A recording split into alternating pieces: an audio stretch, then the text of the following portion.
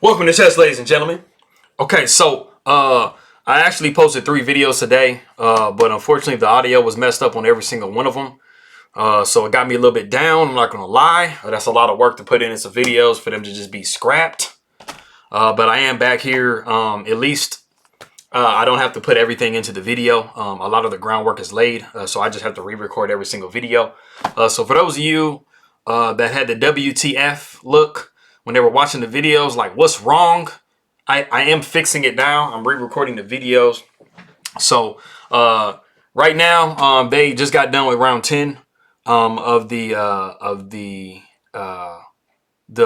Opera Meltwater Champions Chess Tour, and to show you guys the standings here. Those are the standings. So as you can see, Wesley sold there 6.5 to Magnus Carlsen 7, and I believe that's out of 8 games. 10 games? I don't know. Anyway, Wesley So's knocking at the heels. Pretty much these top 8 are going to be advancing forward. So as long as pretty much all these players hold their position going into tomorrow, everybody will be in the finals. And as always, for those of you that watch my content, I appreciate it very much that you guys have been subscribing. I need 273 more subscribers, and then I'll get to my 1,000, and then I'll leave y'all alone. But to all of my people from the Philippines coming and watching my stuff, kamusta, mabuhay, aking kamusta, aking maga kaibagan. Appreciate you guys coming through, and hopefully you guys appreciate my stuff. If you have any suggestions of stuff that I should make, feel free to let me know. Also, something I said in my previous videos, maybe people haven't caught. I did order. You guys have never seen me do a broadcasting glasses. I did order some contacts recently, and I put one contact in my left eye, and I'm having an allergic reaction to that specific contact. So my eye is swollen. So it looks like somebody punched me in my eye. So I'm having to fight through that. I really didn't initially want to make videos because I look like crap. So, you know, I just decided I wasn't going to push through anyway.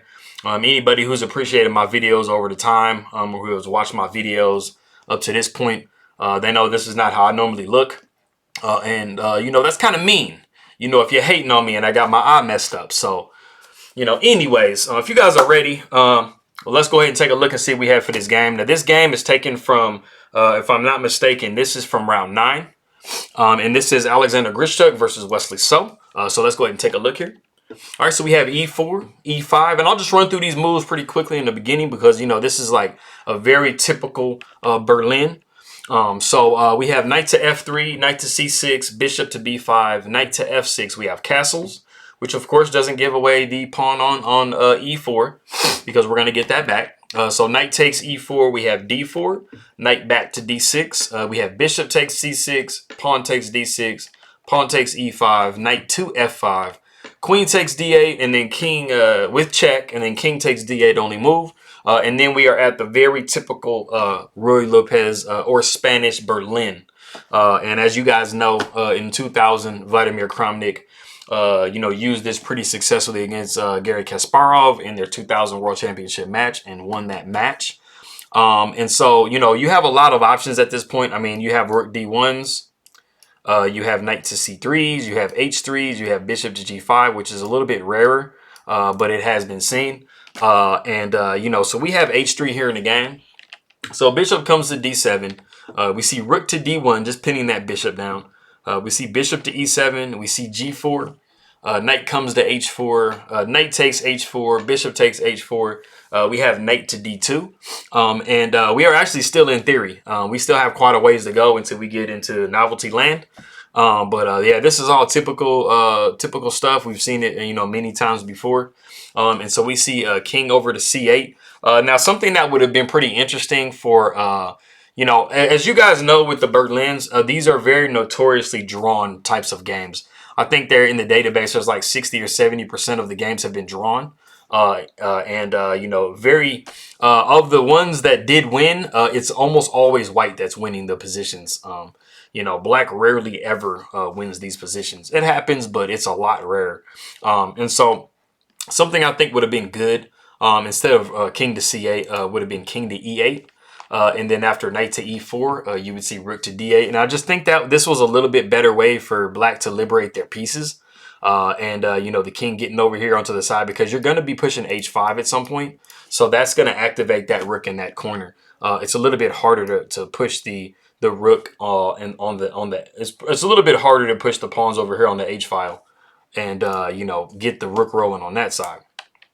So like I said, we did have king to c8. And then after knight to f3, we do see bishop back to e7. So we see bishop to g5, bishop to c5. We see rook to d3, bishop to e6, bishop back to e3. We see bishop takes e3, rook takes e3. We see king to d7. And then we see knight to g5, which is actually the novelty of the game here. And so this is the first time this one has ever been seen. We see king over to e7. Now, something else that was probably slightly better in this position would have been actually going h5 immediately. And then after rook to d1 would check, we would move king to e7 then. And then knight would take e6, king would take e6. And compared to what we had in the game, we have something fairly similar. And so it probably wouldn't have mattered either way. But, you know, h5 is going to need to come so that you can try to open the position a little bit for your rooks. Maybe swing the rook over here, something like that. This is just, I mean, if you kind of compare the positions, black has a slight advantage here in this particular position. And it's mostly due to their king's position. You know, they have a little bit more of a dominant king in the center of the board. This king is still on his home rank, basically on his home square after you castle and stuff. So just moving back, we did, like I said, we did have something pretty similar. So king came to e7, knight took e6, king took e6, and then we had f4. So, I mean, not like a major difference. It's not like one was just completely winning and one was losing, but, you know, it was just like something that might have just been slightly better. So we do see g6, making sure that we prevent f5 from coming. We don't want f5 to get pushed with tempo. So we see rook to d1, rook a to d8. We see rook e to d3. We see rook takes d3, and then we see rook takes d3. And this is actually the position, if I wanted to back up just a touch, this is the position that I wanted to actually stop it at, because we do have this position here, right? So just notice what's in the position. I mean, we have like good pawn structures for each side. I mean, of course, you know, we have these double pawns here, but it's not the end of the world. But right now, white has full control over this. Let me do the arrow there. They have full control over this d file, and the rook doesn't have the ability at the moment to come over and contest that. So just transferring it over to, let's say after rook takes d3, we had pawn takes d3. And I wanted to go ahead and have you guys stop the video here and see why exactly pawn takes d3 is much worse than rook takes d3. I'm trying to pick you guys' brains real quick and see like what type of positional knowledge that you guys have to, you know, basically let me know why exactly pawn takes is so much worse than rook takes. And actually pawn takes d3 is actually losing. You know, black has a very, you know, black has the ability to actually win this game. That's how decisive the advantage is if you are to take with the pawn. So like I said, go ahead and pause it real quick and see if you can tell me why pawn takes is so much worse than rook takes. All right, cool. So so basically the right answer is going to be because if we take a look at what we had in the game, which is rook takes d3, like I said before, you know, the rook is controlling this file and it's making it very hard for black to try to contest that. You know, it would have to move the king back just to contest it. And you're going to be able to kind of get a free move with your rook. So pawn taking just really gives black way too much play. So something that you would probably see in this position after pawn takes d3 would be h5, trying to crack open the king side here.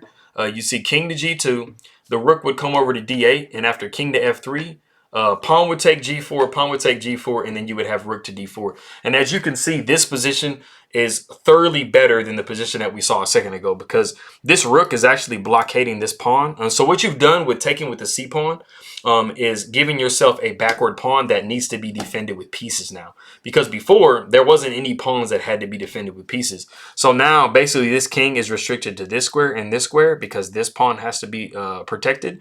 And so does this pawn. And then this pawn really can't be pushed. So something I wanted to kind of give you guys some little information on is a lot of the times when you're thinking about taking with a pawn over a piece, it is for the purpose of having a passed pawn.